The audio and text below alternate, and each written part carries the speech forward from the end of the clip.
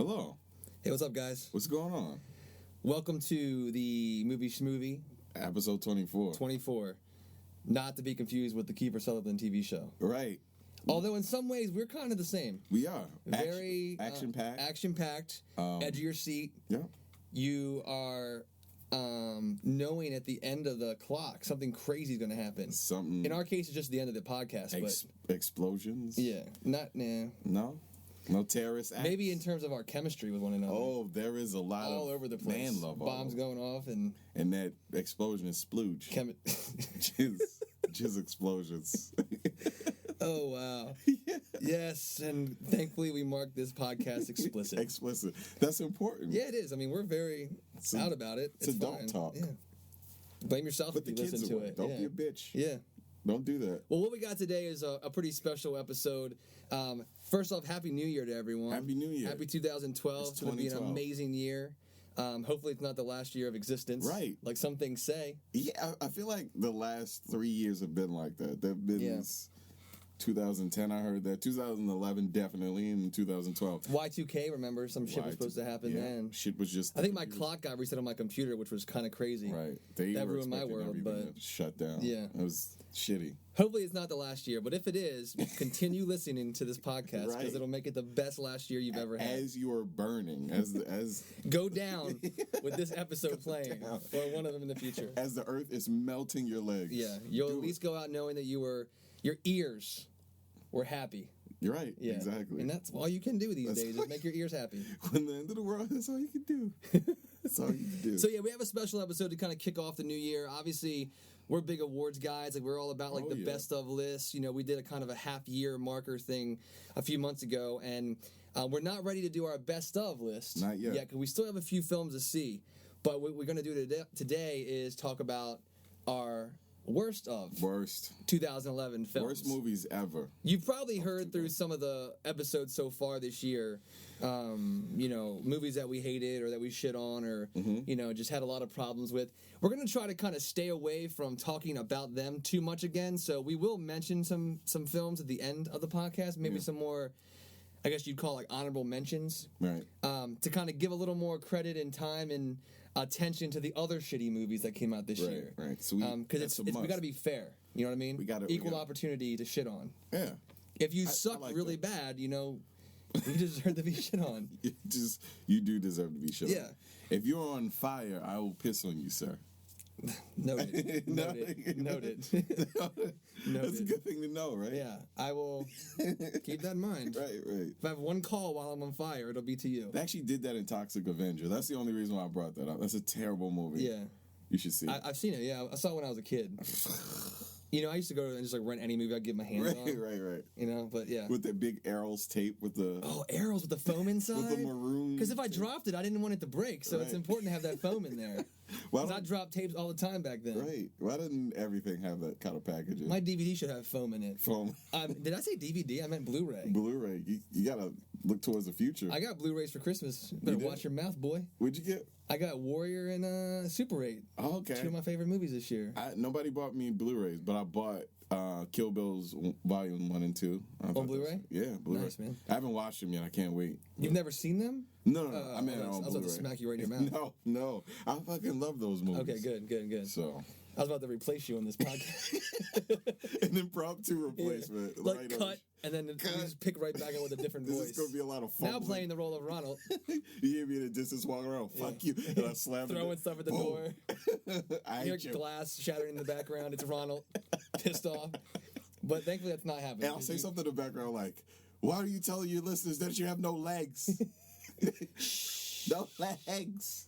They don't need to know that. Then I'll leave. Okay. All right. So on to the theme of this episode. Again, we're talking about the worst films of the year. We both basically picked out our 5 respective worst films. Mm-hmm. And like I said, we'll talk about some other movies that may have been even worse than the ones we're going to talk about now, but we don't want to give them too much attention. We want to spread the love. So I'm going to kick it off with a movie. We're going to each talk about 5, just so you have the right expectation.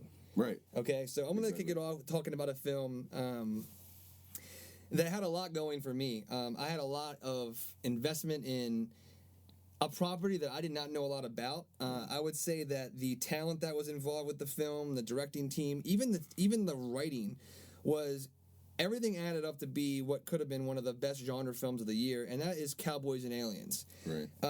I don't have a lot of backstory on where the source material was. I know that they've been working on this film since like the late 90s with Universal, but kind of just hearing about Jon Favreau's involvement, Harrison Ford, Olivia Wilde, Daniel Craig,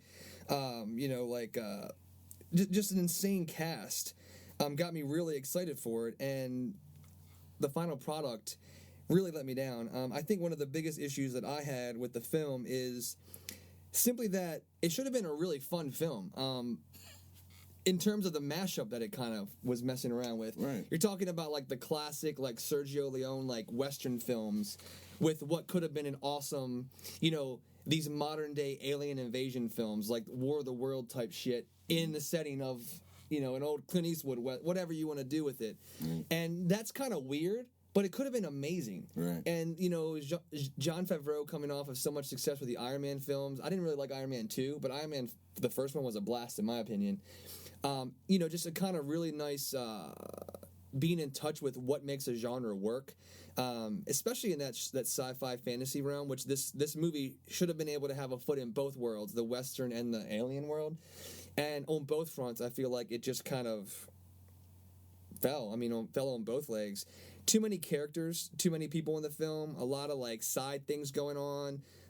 Like with Sam Rockwell's character, who I normally love, and I think that, not necessarily to blame him specifically for what didn't work in the movie, but even our key cast, like Harrison Ford and Daniel Craig, I think that they just kind of, it was flat all around. Paul Dano's in this film, Keith Carradine's in the movie, I like Paul Dano Abigail Spencer's in the film, not as well known, but pretty cool. Just too much going on, man. I think that I had a lot of expectations for it. I didn't find it to be very entertaining, very popcorny, box office-y kind of film, which is what it should have been. Mm-hmm. You know what I mean? Did you see Cowboys and Aliens this summer? I didn't, because something happened. So I saw the trailer for it, and I thought it looked fucking awful. Right. I saw some more, and I was interested, and then ultimately, I have it. I looked at it. I looked at the packaging. Yeah. Did not watch it. I have no desire to watch it. I don't want to be disappointed.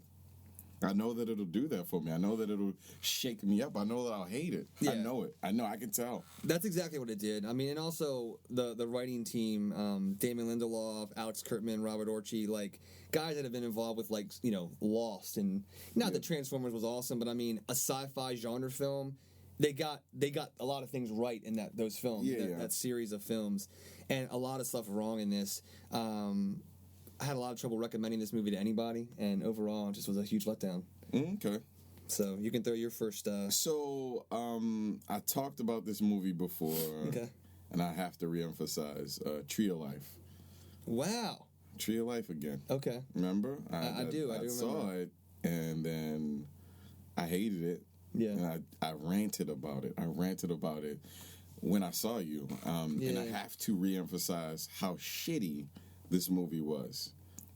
So tell me about it. I actually haven't seen it yet. I have a feeling when I do see it, it could either be one of my worst films of the year or maybe one of my best. I've heard such polarizing feedback on it. So the reason it's an art film, it literally is an art. You know how you say we say art house film and normally indie film. Yeah. This is literally an art house film. The idea of it is basically there's a family, and it basically shows pieces of, I guess, what define this family. So a father and son relationship, and how their relationship develops, and then their family dynamic, the husband and wife.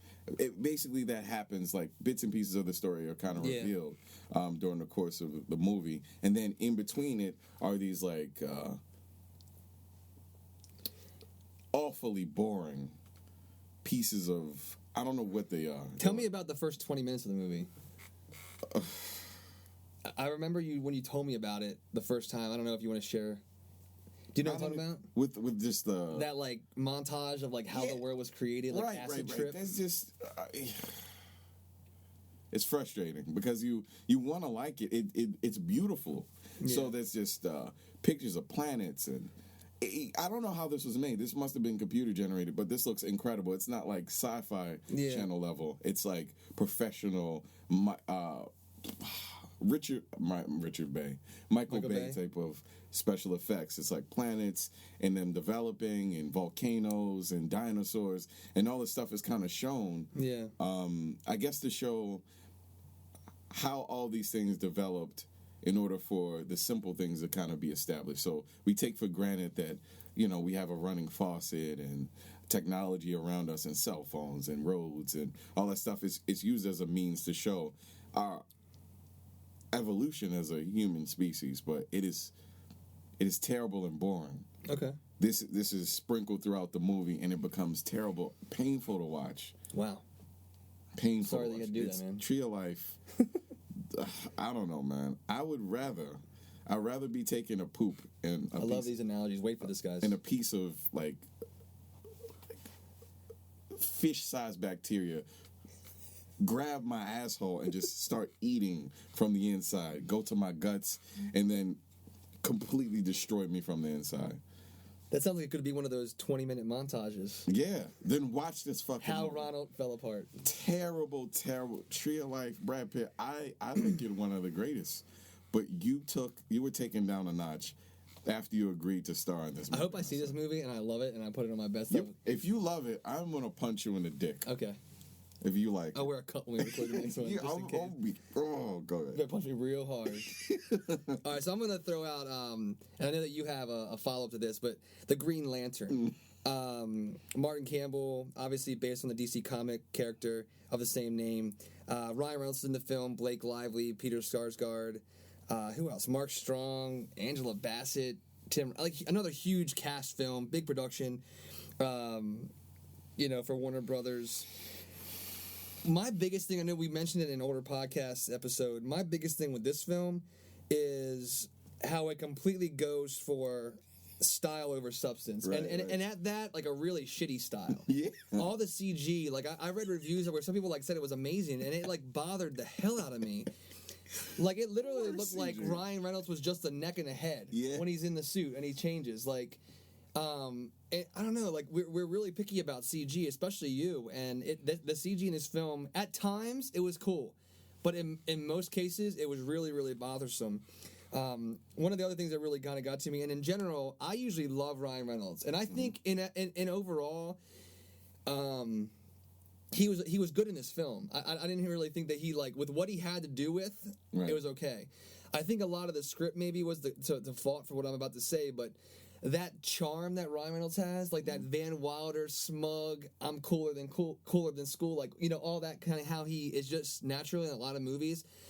I think there was too much of it in this film. Right, it takes away from it. It takes away from the character. It takes away from any relationships or binds that the character has, and it almost makes it a little too shticky.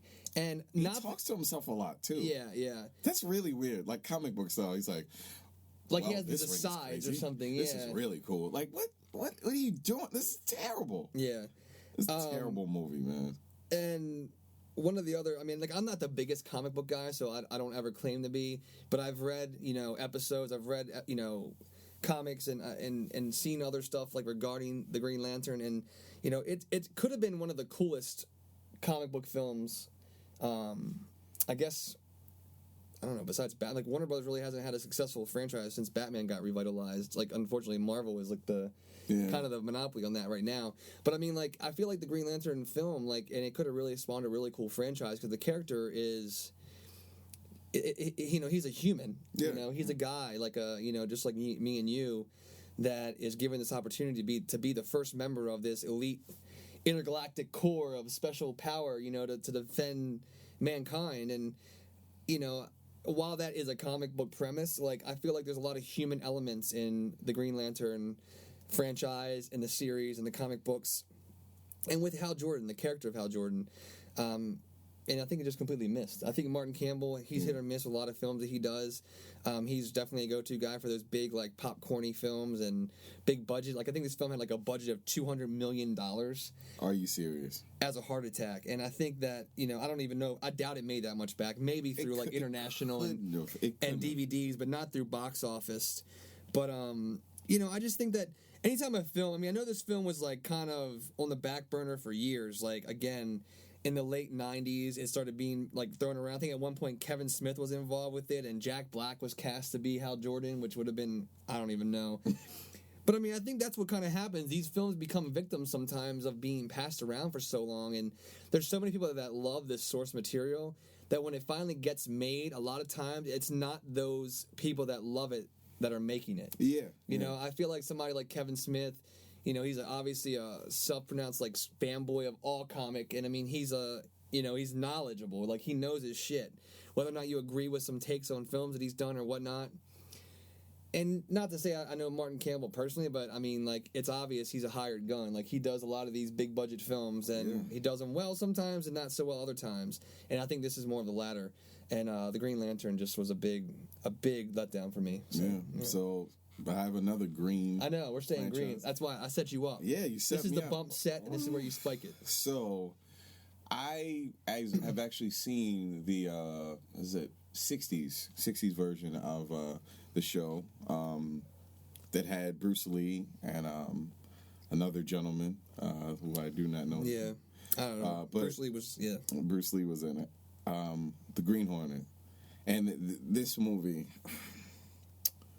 what can I say about this movie that hasn't been said about Afghanistan?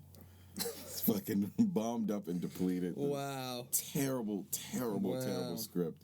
It's Green Hornet is a really cool concept. It's basically like a rich guy, basically a son that's heir to millions. His father gets killed, and he decides he wants to team up with the father's. He's like his go-to guy for everything. He's not just his assistant. He's like his best friend. He decides to kind of go out. He's like the mechanic. He's like the mechanic. Yeah. Kato essentially did everything for his father. Yeah. So Kato and him kind of team up and become this crime-fighting sort of team. Yeah. Sounds cool. However, when Seth Rogen gets his hands on it, he creates this fucking stupid, ridiculous. He also wrote it, right? He wrote it. So I didn't think that picking Seth Rogen was a particularly good idea, but that's because he was given the license to do so. You know what I mean? He was given that. So he wrote it and starred in it. And I think that this story should have been taken a little more seriously. It was done, Seth Rogen, that style of sort of comedy. Frat boy character. Yeah. Smoking weed, dealing with women, funny jokes about that sort of thing. Yeah. But the movie in general was hard to watch. I mean, it starred Christoph Waltz, and I love him. Yeah, he was incredible in I Bastards. love him. I love him in a lot of movies. And actually, funny enough, he was in a really good movie that I saw very recently, Carnage. Oh, man, really? I heard it was horrible. I loved it. Wow. I loved it. It was like play style. Yeah. I mean, it's one room sort of thing, but he was incredible in it.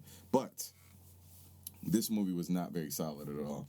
It doesn't matter who is in it, Tom Wilkinson, doesn't matter.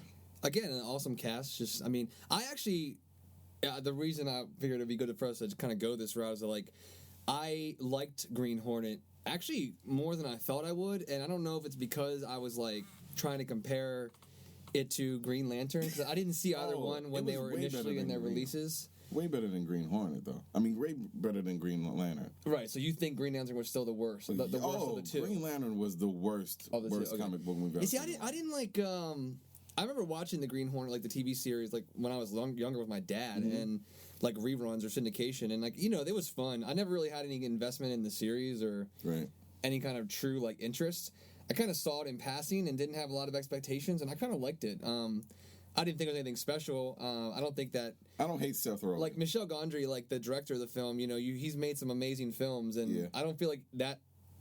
You don't watch this movie and think, oh, this is Michel Gondry's film. There's nothing that shows you in this film that I wouldn't say John Q made this movie. It doesn't have... I don't feel like... There's maybe a few sequences, the way it's lit or shot or something like that may speak a little more arty like he is, but nothing that would speak, volumes to his... his masterwork or how he makes films. But I don't know. I thought Green Hornet was okay. I kind of liked it. I think that the problem with Seth Rogen in general is he makes movies his, and that's not always a good thing. Yeah. Sometimes he should be an actor in a movie, and it shouldn't just be Seth Rogen being Seth Rogen. Sure. It was annoying. So noted. I'm going to throw another one out there, and this is kind of one that I was surprised. A lot of my friends really like this movie, and this is a film from Zack Snyder called Sucker Punch, which I know we've spoke about too on the podcast in the past. And a theme with the 5 films that I'm talking about in my choices are that there are some elements in the movie, whether it's source material or a creative side, like in terms of director or talent, actors, that I really either really love or like something about. And all these movies have a lot going for it that I had a lot invested in, and it kind of let me down. And Sucker Punch is one of the ones that, with Zack Snyder's film style, like we've talked about it, like Dawn of the Dead, 300. I just think visually, I love watching his movies. Watchmen, I love what this guy can do with a camera and the way he makes movies. And this film probably had one of the coolest trailers of the year, but disappointed me the most as well. Extremely incoherent plot. Like, I don't know. There's so many. It's almost like there was some Inception kind of Theo going on with this movie. Like, real world, fantasy level 1, fantasy level 2. You know, how many layers these girls are going into in terms of hallucinating or fantasizing to escape from this horrible reality that they live in. And it just doesn't make sense to me. Like, I guess, you know, on just visually, it still looks awesome, I think. But there's no real, you know, kind of glue that holds this crazy-ass backstory together. And even the action sequences, they look cool, but a lot of them don't make any fucking sense. Like, they're, like, Nazi zombies and samurais and, you know, like, dragons and shit like that. Like, there's no correlation except for their extremes. Man. They're extremes of what these girls live in, like this horrible world that they're in. And, you know, I guess, you know, you want to like this heroine, and Zack Snyder has this thing about these female leads apparently, this mental institution they live in, obviously they want to detach from it, but I mean, there's no cohesion in any of these parallel universes except for this, like, puzzle they're trying to complete to escape. But I don't know, man. It just is all over the place for me, and I honestly couldn't wait till it was over. Like, there was I had no interest in staying for this film except for just to watch the visuals, and that's bad. That is bad. That's bad. What did you think? You saw it, right? No, actually, I haven't seen it. Okay. And it's because I've been a little afraid. The idea of Zack Snyder's movies, I've loved every one that he's done, and this is one that I kind of skipped over because... Yeah, I saw it at IMAX as well, which it was awesome. Yeah. Like, visually, sound, like, it's awesome in IMAX. It's starting to feel like maybe, maybe he'll make something in the future. Yeah. But right now, as it stands, maybe he needs some source material. That's the thing that we talked about before, was that these films that he, like, writes himself, not so great. Not so great whatsoever. Right. And, you know, he has a new Superman coming up in 2013, so hopefully that's kind of is going to be awesome. I don't know. I had a lot going for this film. You know, again, some pretty cool little, like, side characters. John Hamm and Scott Glenn, Abby Cornish, Jenna Malone. I mean, just a good cast. Oh, Carla Gugino. Love her so much. Yeah. She's in the film. But very disposable all around. Gotcha. All right, so I guess it's like a shiny wrapper of a candy bar that went bad. That sucks, man. Yeah, I like Zack Snyder a lot, so hopefully he can redeem himself with Man of Steel. Yeah, dude. So mine is No Strings Attached. Nice. So 2 romantic comedies going head to head this year, bro. No Strings Attached and Friends with Benefits. Yeah.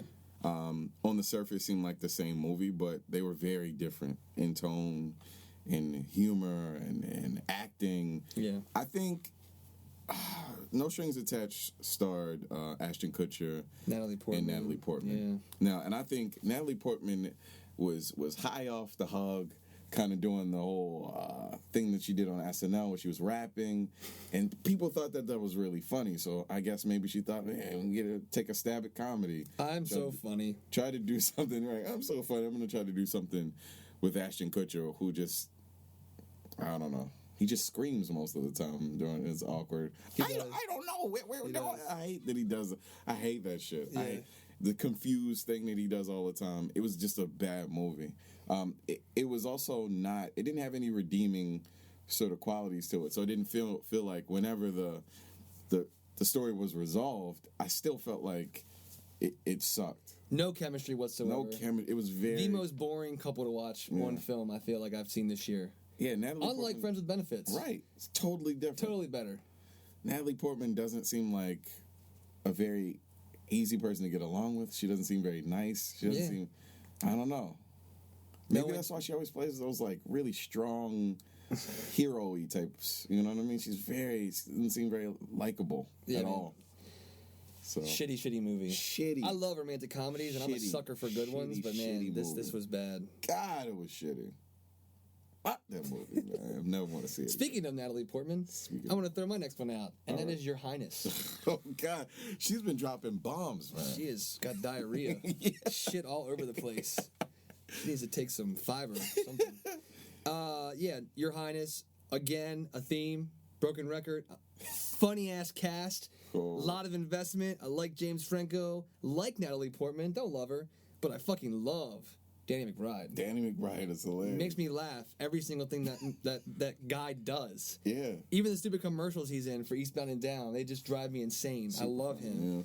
Yeah. And you have David Gordon Green directing this film, and, you know, again, like we talked about Michel Gondry doing The Green Hornet. This is like, what the fuck is David Gordon Green doing Your Highness? A medieval, a medieval concept like about drugs, and it's got like the drugs and the shit jokes and the pee and poop joke, like the stupid humor that you find in like Superbad and The Hangover in the middle of medieval times with I don't know, man, Danny McBride being this prince who can do no, he's like trying to prove himself. And it's really disappointing because I feel like David Gordon Green, some of these artsy, quote unquote, I'm doing the air quotes right here, directors, they do kind of do these like mainstream comedies like Pineapple Express that are successful and really funny in my opinion.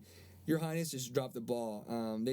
I feel like they just showed up and fucked off for 3 months and didn't know anything to make this movie. Just because of the cast, and it could have been really funny. I think one of the big things is trying to make a fantasy comedy, like I said before, that is in the medieval times and about pee and poop jokes and fucking and boobs and all that stuff. Yeah. And trying to make it somewhat cohesive. Like there's nothing that stays lined up with this movie at all. It's all over the place. Good. Well, I mean, what was your take on it? I agree. I mean, you had it on your mention list, didn't you? Right, I had it on my mention list. It was because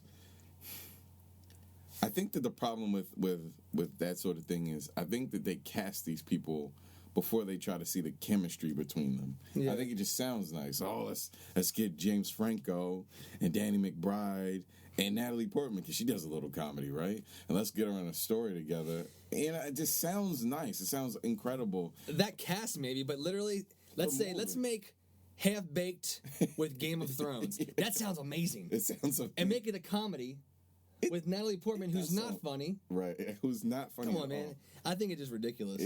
Is a failure among I think failures. James Franco and Danny McBride and some of the other people involved with the film, don't get me wrong, I feel like there's some funny-ass people involved with that movie. There's some funny parts in it. There are some standalone parts that I did laugh at, but I mean, I just feel like seeing that the trailer was pretty funny. Yeah. Seeing Natalie Portman's ass is always nice. Yeah. Which is stupid because then in the movie they did you see that thing online where in the initial trailer you actually saw her butt cheeks, and then with the new trailers and in the film they went in post-production and CG'd a pair of bathing trunks on her, so you couldn't see her butt. Why would you see? I think this is around the time when she was up for an Oscar or something. Oh, okay. So they were trying to not cheapen her image, her publicity, her little team. Fucking terrible, man. I don't know, man. I never. Toby Jones, Zoe Deschanel. I love you, but what the hell? Yeah, it's bad. This movie's stupid. It's dumb. Never. Speaking of Zoe, you should watch the video we posted on our. Oh yeah. On our Tumblr page of her and Joseph Gordon doing a little New Year's video. It's adorable. Yeah, it is. I liked it. Very entertaining. Joseph Gordon-Levitt, one of my favorites. Super cool dude. He is the man. He's coming up, man. He's the bee's knees. He is what they say these days. Hopefully, he can keep that going. I think he will. I think he's gonna be able to. All right, cool. What do you got? My next movie, indie film. I love how you take these deep breaths. There was a trailer for it, and what the hell is the name of that movie? Hobo with a Shotgun. That's the movie that I'm referring to. Know nothing about it. Hobo with a Shotgun was a trailer that was shown. It was a fan-made trailer that was shown for the... Why can't I remember this right now? The Quentin Tarantino movie. What was the name of the two movies? Planet Terror? Planet Terror and... Grindhouse? Grindhouse. So it was a fan-made trailer.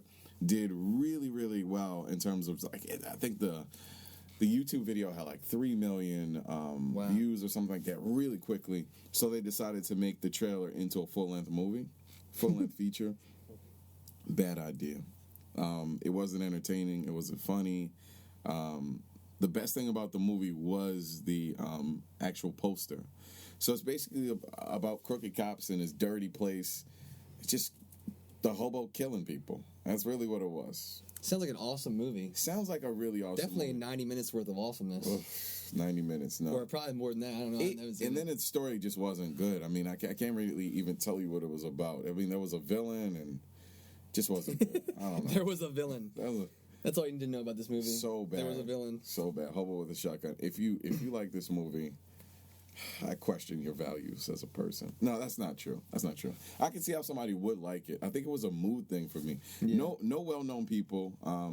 The guy... What do you mean, Rutger Hauer? He's huge. He's huge? No, I'm just kidding. Oh, yeah. Oh, in the 80s he was. Blade Runner. Right. No huge people that you would really know. But, So stay away. Stay away from that movie. Okay. So my last one that I have is, I mentioned Kevin Smith earlier. And I know, I'm going to get some flack for this because I know some people that liked it. I don't know if you did or not, but he released a film this year called Red State. And he did it in a really interesting way, like where he kind of took it around to different universities and theater houses and I don't know, just like kind of self-distributed this movie, which was awesome. You know, I would never fucking pay. I think the tickets were like $100 or something like that to see it in the towns that it was in. Right. And I was just like, no, I'm not down with that. But I eventually saw it, and I think one of the biggest things that really got me was, what the fuck is happening in this movie? Right. Honestly, like I feel like the trailer, all the marketing, all the buzz that I heard about it, almost made it sound like a horror film. Right. Not a traditional horror film, but like, you obviously got some sense of it, like there was religion and fundamentalists, extremists, and, you know, it being like very to the max, you know, about that subject matter, almost, you know, in a way that a horror film could be. And upon watching it, you know, obviously, again, I see this awesome cast, awesome talent, and like I like Kevin Smith in most cases. Right. But, you know, it's about, you know, it starts off with these teenagers who get tricked into like finding this woman have sex with on the internet. And they get trapped, and they drug them, and they take them to this church, you know, and they're basically being sacrificed by the 5 Points group. You know, they're like these religious fundamentalists, and you know, wrapping these kids to crosses and wrapping them in cellophane and cutting their throats and shooting them and just dumping them in the basement of the church, like, you know, it's no big deal. And I'm not saying, like, I'm not naive, and I'm not saying this fucking, like, crazy shit does not exist probably somewhere, because it probably does. But, I mean, I did not have that expectation going into this movie at all. Right, and you couldn't really tell from any of that stuff. Yeah, and I was going to say, like, I get... So, Kevin Smith's whole thing about, like, conservatism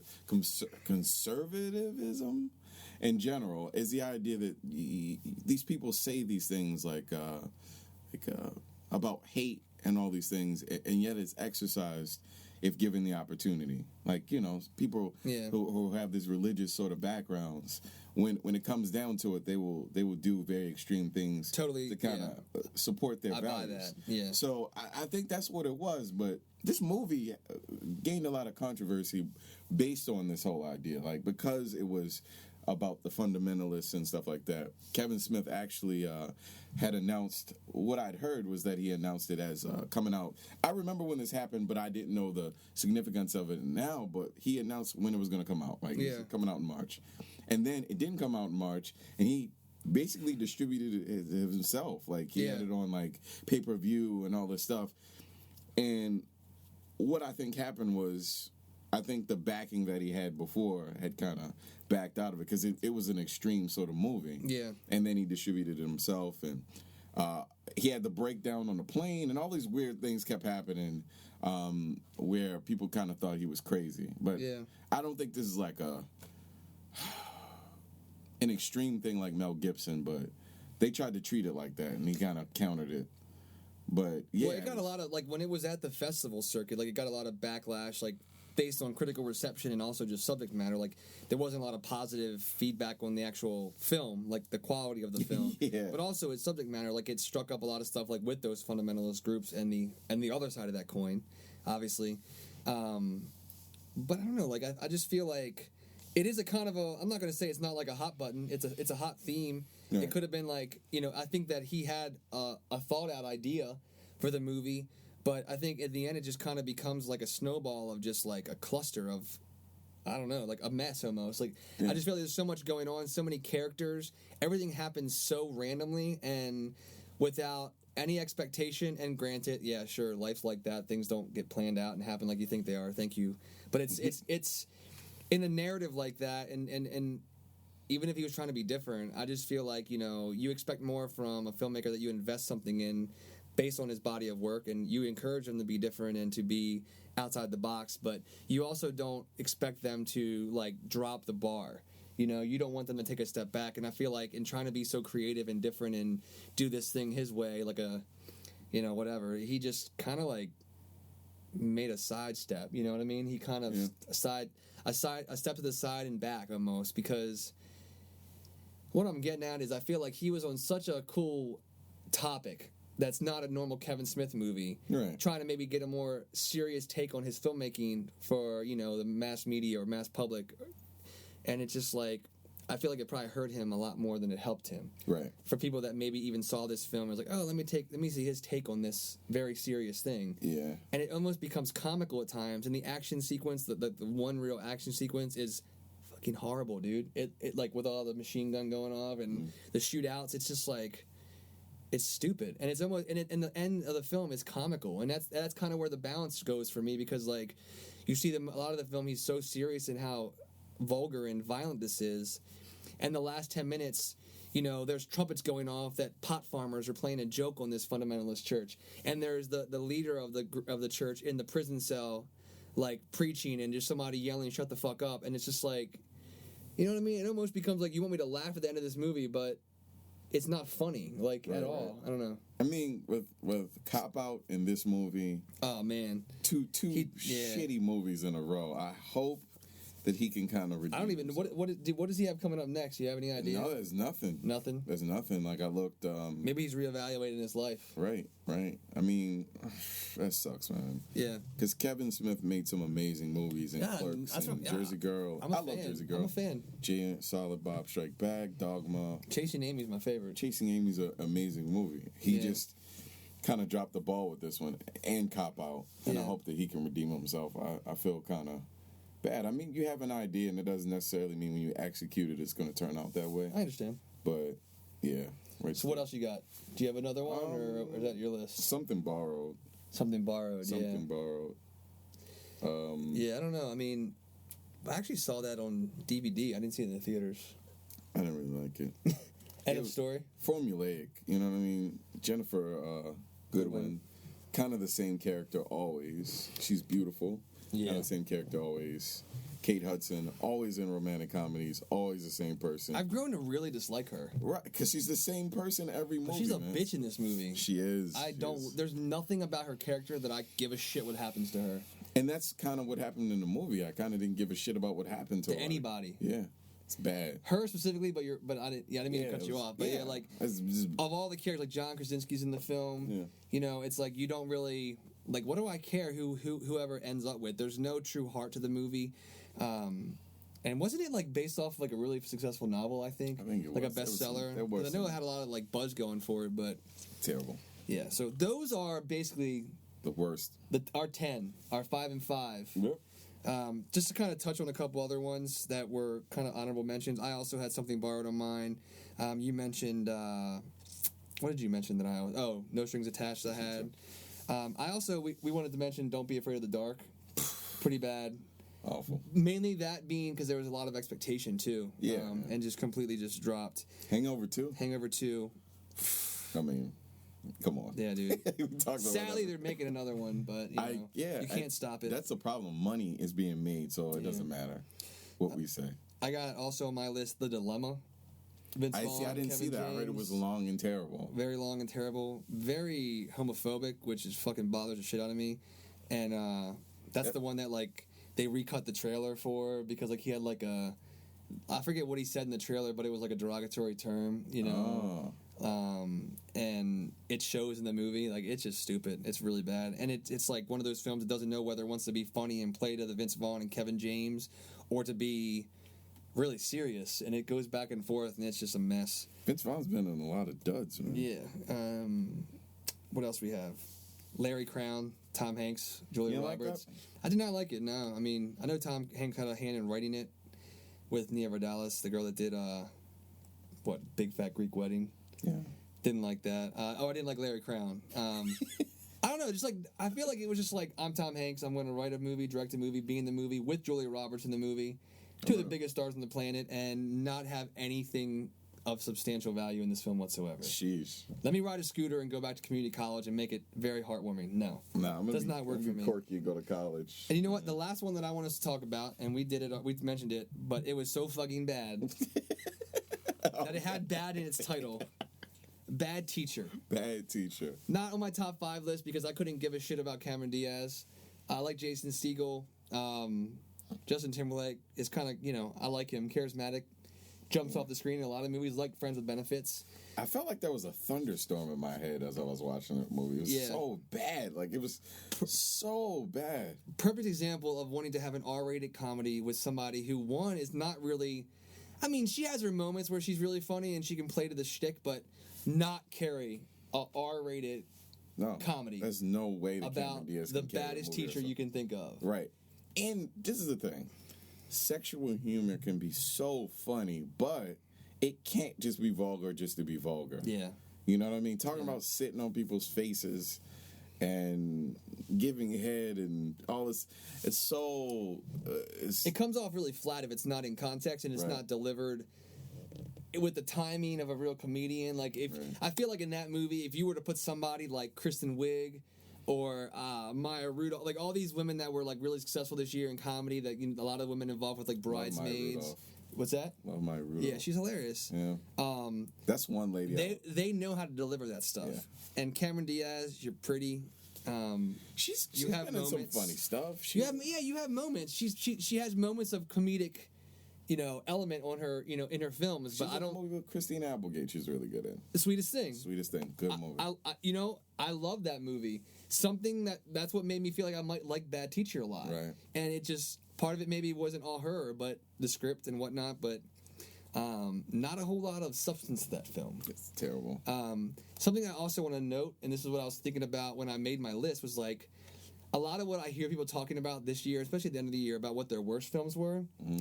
I feel like a lot of them don't end up on my list because I consciously did not go see these movies because I've heard they were so bad. Right. And I want to apologize to all the films that we talked about already because I feel like had I seen those other shitty movies, I may not have given you the attention that I did. Right. They're probably and I want you to know it's nothing personal. I think you have to have the intelligence, just movie intelligence, to kind of see a movie, seriously. Yeah. Like, all jokes aside, see a movie and say, this movie looks shitty. Yeah. And avoid it, like the plague. Sometimes you just say that out loud, too. Steve so other people know it. Since in case you don't pick up on it yourself. Sometimes there'll be a movie that he wants to see and I'm like, that looks shitty, and vice versa. But most of the time, we agree that a movie looks shitty. You have to be smart enough and have a person in your circle that can readily identify these movies. Because every time you'll have that bad situation where you're like, oh, the movie was so bad, I thought it was going to be good. No, you're just dumb. And you're in denial. You're in denial about this sort of thing. I feel like movies like Jack and Jill is on like every list. Jack and Jill is on every list. Like it looked bad. The Smurfs, Zookeeper. Come on. These like really broad, crazy ass comedies. Sometimes Adam Sandler can make some really good movies, but Jack and Jill did not look good, so I avoided it. Yeah. I don't know, but I was thinking about that. I'm just like, there's all these movies that I know would have been on my list, so the 5 that I picked, I probably would not have shit on as much. Right. They maybe would have been my honorable mentions, and then we would have talked about some other ones. So, I feel bad for these movies a little bit. Yeah. But I feel even worse for the people that made them because you fucking suck. Except for fucking the guy that did Hangover, he's rolling in the dough. Fucker. Todd Phillips. Todd Phillips is rolling in the dough. Rich. He's not even good looking. It's a bastard. He's good looking. When you're rich, you're good looking. I don't know, man. Your dong is gold. I guess George Washington never gets not good looking. Right. Or the Benjamins. Or the Lincolns. Or anything green. As it's sliding down towards panty elastic. As you're making it rain. Please, like me, I'm rich. I made Hangover 2. It's a terrible movie. Have you seen Hangover 2? That's me. That's me. Yeah. Bradley Cooper, my friend. Yeah. Don't you think I'm better looking than Bradley Cooper? Right. What? No? Don't you see this money? Terrible. But yeah, that pretty much sums it up. We're gonna have another episode coming up soon where we're gonna talk about the best of the year, which is always so hard for me to decide on. It's hard for me too. And then we're also gonna talk about what we're looking forward to this coming year in 2012. So feel free to shoot us a message on the email. It's movieschmovie@gmail.com. You can even check out our movieschmovie.net site, our Facebook page, Google Plus account, and let us know what you thought about some of these. You know, if you saw a movie that was worse than what we talked about, please tell us in case we haven't seen it, like we were talking about. Sharing is caring. Save us from seeing bad movies. And, we'll kind of just go from there. But, again, check out the podcast on Mixcloud, on iTunes. Subscribe, rate it, comment on it. Just do something. Yes. Doing nothing is horrible. You shouldn't do it. You should not do nothing. Right. You should just do something. You should just do something. Don't be a dick. It's so straightforward. So straightforward. Because I feel like if you overthink it, don't overthink it. Just type it in. Yeah, if you think too much about it, you're probably not going to do it. Because then you're thinking of the other things you could be doing. Right.